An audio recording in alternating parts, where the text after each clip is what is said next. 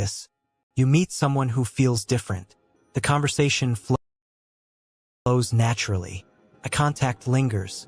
There's curiosity, warmth, and that quiet sense of possibility. For once, you don't feel like you're performing. You're just present.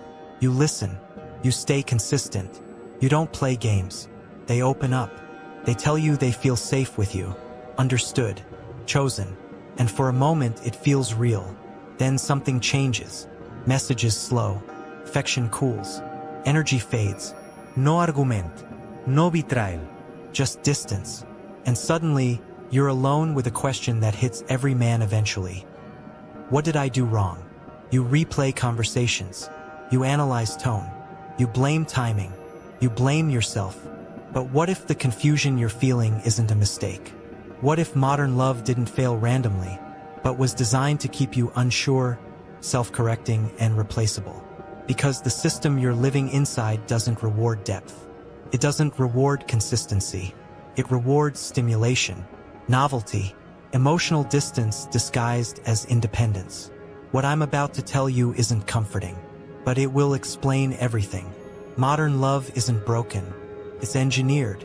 You were promised progress. You were told modern love would be healthier, more open, more emotionally intelligent. That communication would solve everything. That vulnerability would be met with closeness. So you adapted. You became emotionally available, patient, reflective. You learned to listen instead of react, to validate instead of dominate. You followed the rules you were given. And yet, the more you showed up, the less desired you felt. Not rejected outright, just slowly deprioritized. That's the betrayal. The system taught you how love should work while ignoring how attraction actually works. And when the results didn't match the promise, you blamed yourself. Confusion was reframed as growth. Neglect became space. Withdrawal became self-care. You were taught to doubt your instincts, to believe wanting clarity was insecurity, that expecting effort was entitlement. Love stopped feeling mutual and started feeling conditional. And instead of questioning the structure, you tried harder inside it, never realizing the rules were never designed for you to win. Attraction doesn't care about ideals. It doesn't respond to fairness or morality. It is biological. Your brain is hardwired for polarity, tension, and contrast. For thousands of years, desire formed around uncertainty, strength, and emotional self-sufficiency. Dopamine, the brain's reward chemical, doesn't spike from stability. It spikes from anticipation, from novelty, from unpredictability. That doesn't make people shallow. It makes them human. The problem is modern culture pretends this wiring doesn't exist. It builds relationship ideals that contradict biology, then shames people for responding naturally. So when attraction fades after consistency appears, people assume something is wrong with themselves or with you. Nothing is broken. Biology didn't update. Culture did. And the gap between the two is where modern confusion lives. Every swipe, match, and notification delivers dopamine. Not bonding dopamine, but novelty dopamine. The kind linked to stimulation, not attachment. Over time, the brain associates attraction with excitement instead of depth. So when someone becomes predictable, emotionally present, and stable, the brain doesn't register safety. It registers a drop in stimulation. This is why emotional availability without boundaries loses value. Why effort becomes invisible. Why consistency feels boring in a system addicted to uncertainty. You didn't lose attraction because you failed. You lost it because you removed tension in an environment programmed to feed on it. Modern love doesn't destroy connection dramatically. It erodes it neurologically. You don't notice the system immediately. You feel it first. It shows up as hesitation where certainty once lived. Conversations that stretch endlessly without direction. Emotional closeness without commitment. Passion that fades the moment stability appears. You notice how effort stops being met with enthusiasm. How consistency quietly lowers your value instead of increasing it. You become the person they talk to, but not the one they choose. Case 1. You help someone rebuild after emotional chaos. You listen. You stay grounded. And once they're steady again, they feel less drawn to you. Your presence no longer excites them, it reassures them. Case 2. You calmly express a need. Not demand, not drama, just clarity. And suddenly you're labeled intense, needy, or emotionally heavy. Case 3. You're respected, trusted, appreciated, but desire flows elsewhere, towards someone less available, less invested, less predictable. These moments feel personal. They hurt personally, but they are not isolated failures. They are signals.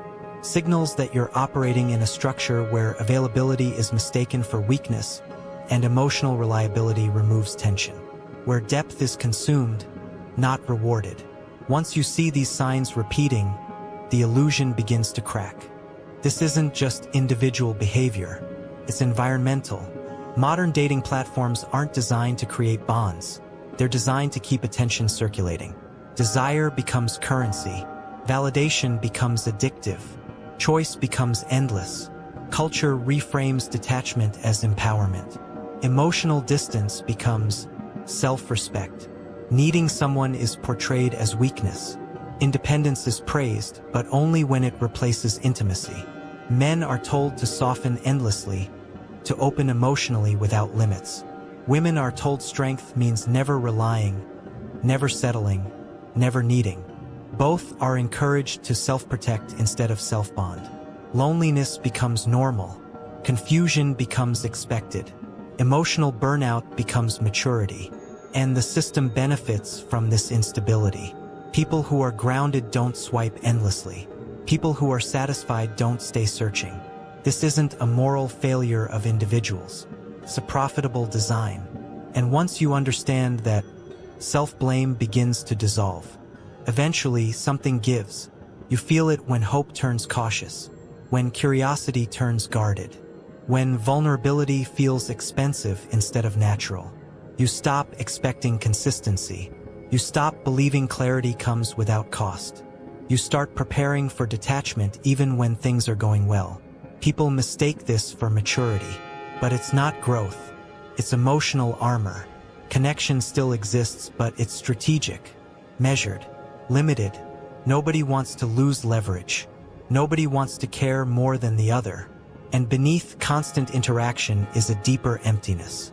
Not dramatic loneliness, quiet loneliness. The kind that doesn't announce itself. The kind that settles in while you're still surrounded by people. Modern love doesn't collapse loudly. It slowly drains meaning until only structure remains. Here's the truth no one likes to say clearly. Love today is conditional. Desire is unnegotiable. Effort does not equal value. You cannot logic your way into attraction. You cannot earn desire through emotional labor. You cannot explain someone into wanting you. The system rewards those who appear least invested, those who maintain distance, those who don't anchor their identity in being chosen. Playing blindly inside the structure leads to self-erasure. You begin editing yourself, suppressing instincts, performing emotional gymnastics for diminishing returns. This isn't pessimism, it's diagnosis. Once you accept this, confusion stops feeling personal. Pain becomes information, and clarity, though uncomfortable, replaces hope built on illusion. The answer isn't cruelty. It isn't withdrawal. It isn't bitterness. It's grounding. You stop outsourcing your worth to desire. You build identity where love is an addition, not a requirement. You choose strength before softness, boundaries before bonding. Kindness stays, but it comes from choice, not fear. Availability becomes selective. Presence becomes weighted. You no longer chase connection inside systems designed to dilute it. Not loudly, not rebelliously, quietly, because the most dangerous man in an engineered system isn't the angriest one.